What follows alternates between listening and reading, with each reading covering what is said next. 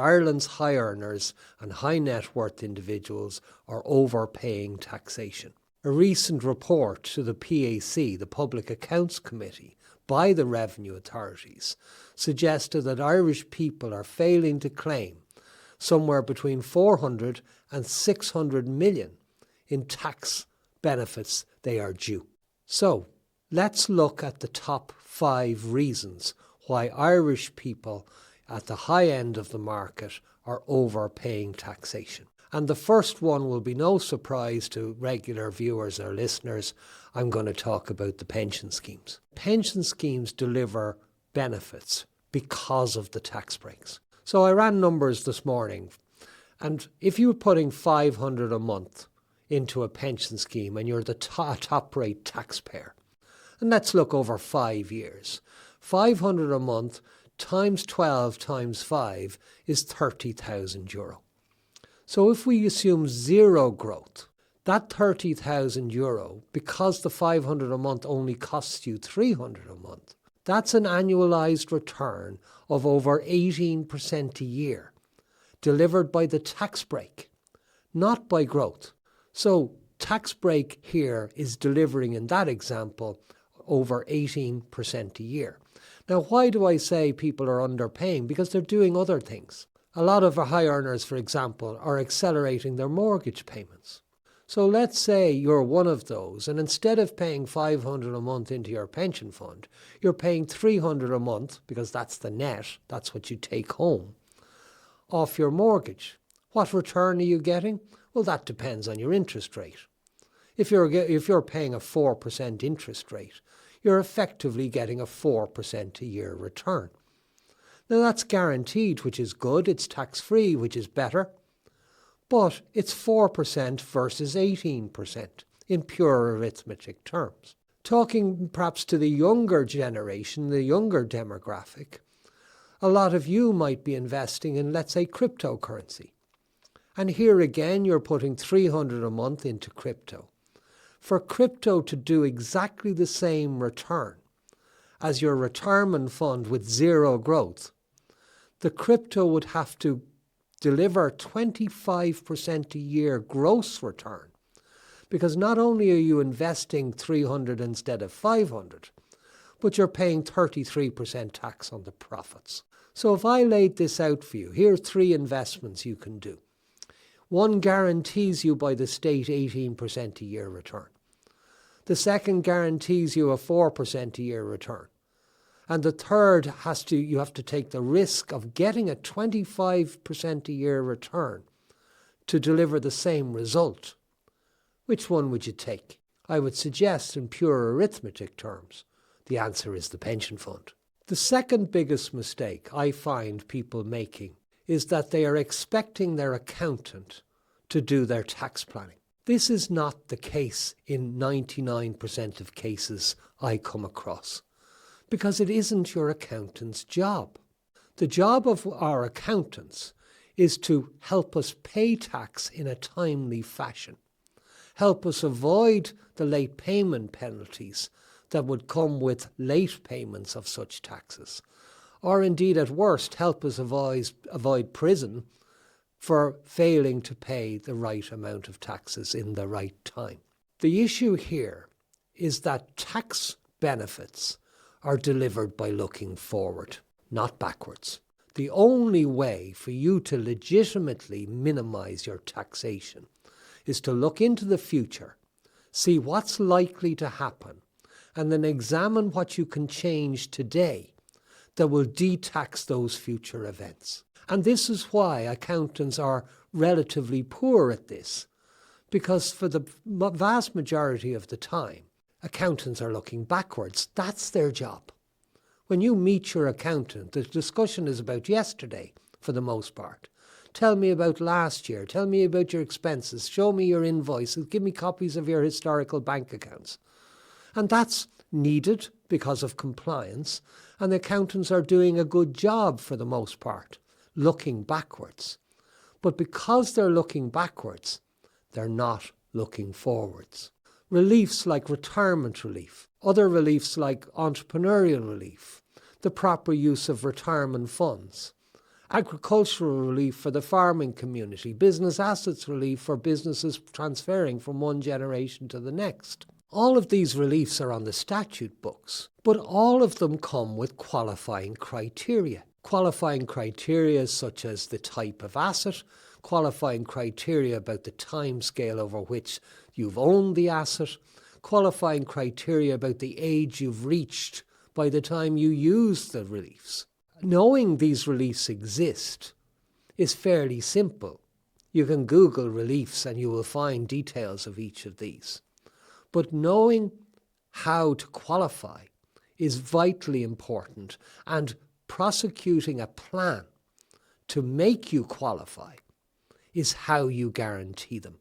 It's worth saying all reliefs are current tax law. While it is possible to plan, there is no guarantee that reliefs in the future will still be on the statute books. So you have to have a plan B as well.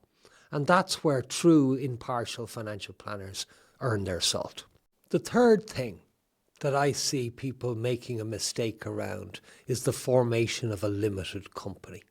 Limited companies should be formed, in my view, if you're earning more income than you need to fill the fridge and put petrol in the car and go on holidays and buy Christmas presents. I come across many people that are not limited despite the fact that they are earning more. Limited companies are not about the trade you're involved in. They're not good for one trade and bad for another trade, or good for one profession and bad for another profession. And while there are some professions, of course, that are barred from using limited companies in certain aspects of their business, accountants and auditing, for example, the vast majority of people who are earning more income than they need to fill the fridge should have a limited company. You should have a limited company firstly because of limited liability. It does exactly what it says on the tin. If you are a sole trader earning income in a commercial environment, then every penny you own is at risk from that commercial activity. That includes the capital you have in your business, that includes your home, that includes your pension fund, that includes your car. Because sole tradership has no differentiation between the commercial activity and the individual. So limited liability limits liability. The second thing it does is it opens up a number of tax reliefs that are simply not available to sole traders. Certain reliefs such as SBE, for example. If you're a sole trader, you're not an employee. SBE, small benefit exemption, is only available to employees. So if you suddenly become an employee of your own limited company, there's 1,500 quid a year you didn't have yesterday that you will have tomorrow. Other reliefs include the vast difference in personal retirement contributions and allowances and company retirement contributions and allowances. The latter is much greater than the former. The ability to hire your family, whether it's children during school holidays or college breaks, whether it's your spouse who's already working in the business but not recognised by a salary. All of these come with a limited liability company. Now, it must be said, and I can tell you I've heard from sole traders many times, my accountant tells me it's a bit more expensive. And it is a bit more expensive, because doing accounts for a limited company are a bit more expensive than doing accounts for a sole tradership. But as regular listeners and viewers will know, you don't avoid costs for the sake of the cost. You look at the cost and you say, what are the benefits? And I can assure you that in most cases, the benefits of a limited liability company far outweigh the increased costs that come with it. The fourth biggest mistake I see people making is having no succession plan. We did a webinar recently on this, where we quoted the number that last year in 2025, Ireland Inc. took €1.2 billion in inheritance and gift tax. That's the biggest amount it has ever taken. And it is only set to increase because of the wealth that has been accumulated by Irish households. One of the most unfair taxes, in my opinion, because this is tax on money that's already been taxed. And it's 33% over and above certain thresholds, depending on the relationship between you, the donor, or you, the beneficiary, and the beneficiary stroke donor. Having a plan in place, a real succession plan, a plan that understands the reliefs, understands the Group A, Group B and Group C thresholds, understands agricultural relief and business assets relief and exempt assets.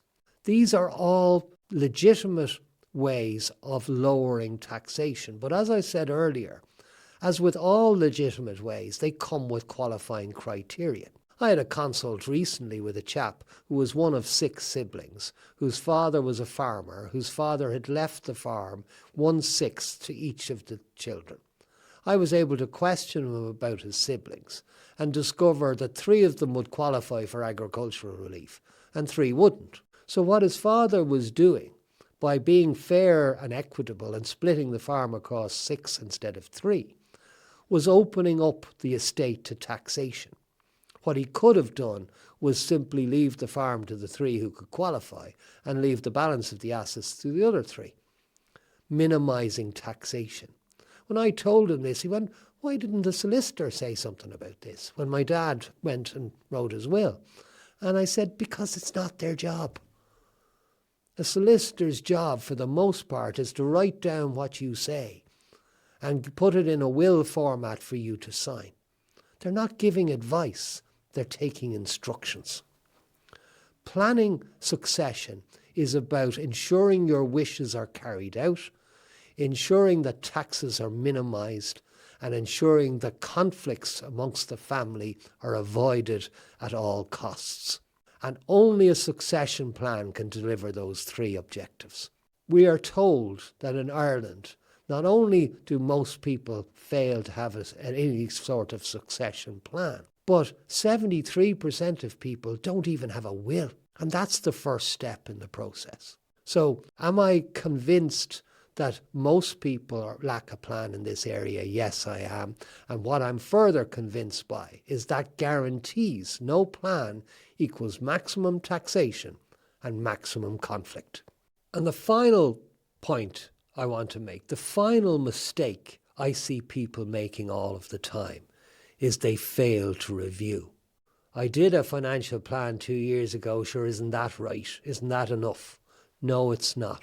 It's not enough because of the changing circumstances. It's not enough because you have more income today than you had yesterday. You have more investment opportunities, maybe EIS, for example, that wasn't on your radar 2 years ago or 3 years ago because you didn't have the money, but you do now. It wasn't looking at loan to value on your mortgage. All of these things change your financial world. All of these things change what you can and cannot do from a wealth accumulation point of view.